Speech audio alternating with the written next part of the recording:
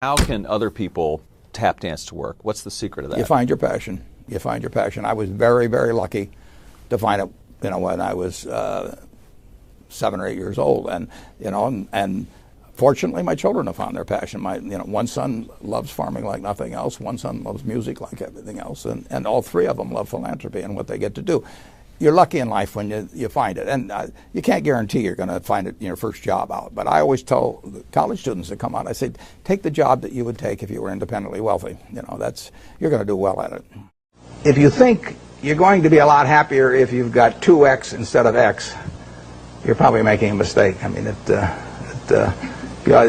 you ought to find something you like that works with that, and you'll get in trouble if you think that making 10x or 20x is the answer to everything in life, because then you will do things like borrow money when you shouldn't, or maybe cut corners on things that your employer wants you to cut corners on. Or it just doesn't make any sense. You won't like it when you look back on it.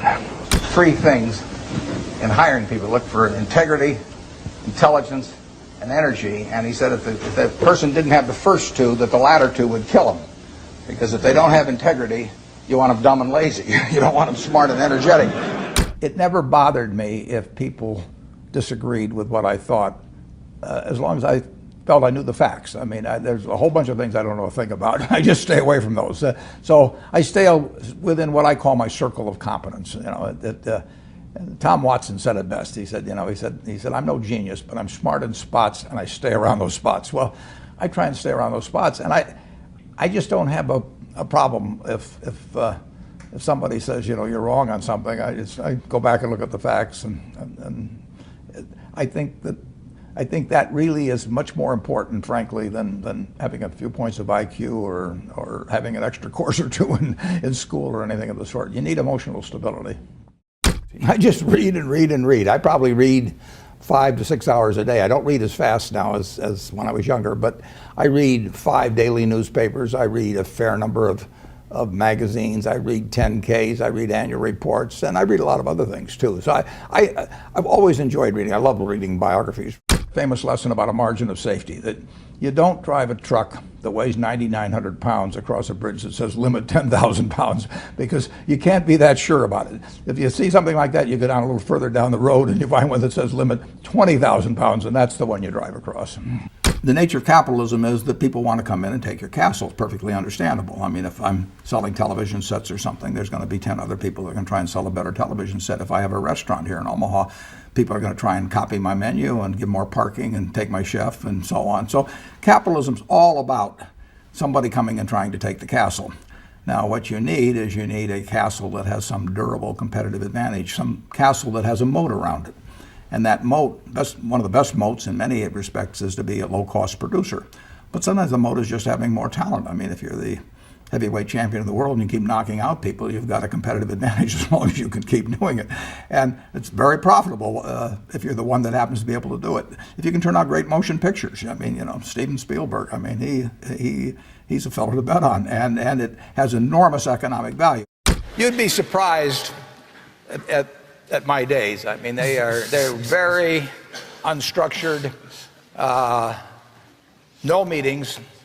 None. I mean, I don't like meetings, and I read a lot.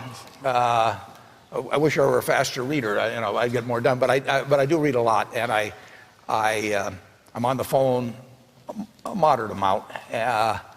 Our businesses run themselves basically out there. My job is allocating capital, and that's what I'm thinking about.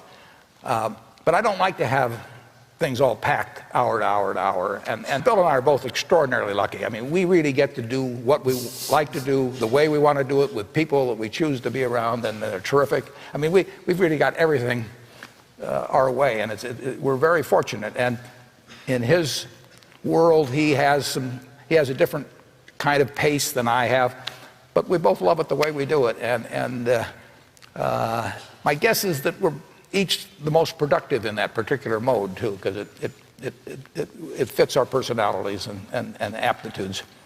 What kills great businesses, if you look at, I do believe in looking at history, and I like to study failure, actually. And my partner says all I want to know is where I'll die, so I'll never go there. And we want to see what has caused businesses to go bad. And the biggest thing that kills them is complacency. I mean, you want a restlessness, a feeling that, you know, that somebody's always after you, but you're going to stay ahead of them. You always want to be on the move. And when you've got a great business, you know, like Coca-Cola, which is, there aren't any like Coca-Cola, but you really, the danger would always be that you rest on your laurels. But I see none of that, obviously, at Coca-Cola. But that is the key, to compete the same way when you've got 1.8 billion servings being sold daily as when you were selling, 10 a day. And that restlessness, that belief that tomorrow's more exciting than today, you just have to have it permeate the organization. Who was Ben Graham? He was your primary mentor, model? He was a wonderful man, and he was my professor at Columbia. I read his book when I was 19 at the University of Nebraska, and I'd started investing when I was 11, and I started reading about it when I was like 7. So I'd gone through I read every book in the Omaha Public Library that there was by the time I was 12 on investing and stock market. And I had a lot of fun, but I never really found out, I never got grounded in anything. And it was entertaining, but it wasn't going to be profitable. And then I read Graham's book, The Intelligent Investor, when I was at the University of Nebraska. And that just opened the whole thing up to me. Yeah, and I named my oldest son is named Howard after my dad, Graham Buffett, and he was a marvelous man. Never expected anything from me in return. Ben Graham, in his low teens, looked around and he looked at the people he admired, and he said, I want to be admired, so why don't I just behave like them? And he found there was nothing impossible about behaving like them. And similarly, he did the same thing on the reverse side in terms of getting rid of those qualities. You have given a lot of fabulous advice, but what's the best advice that you've ever received? Well, I received it in a variety of forms, particularly from my father when I was very young. But I mean, he basically, I think, taught me how to live. Not that I did it perfectly or anything like that, but I mean, he was giving me lessons, but he wasn't doing it by preaching to me. He was doing it by example. But basically, well, the biggest lesson, in a sense, I got is the power of unconditional love. I mean, I think there is no power on earth like unconditional love. And I think that if you offer that to your child, I mean, you're 90% of the way home. And there may be days when you don't feel like it. It's not uncritical love. That's a different animal. But to know you always can come back, I mean, that is huge in life. That takes you a long, long way. And I would say that every parent out there that can extend that to their child at a very young age, it's going to make for a better human being. And you felt like you got that kind of unconditional love from your dad? I absolutely did, yeah. That is a powerful thing. It is a powerful thing.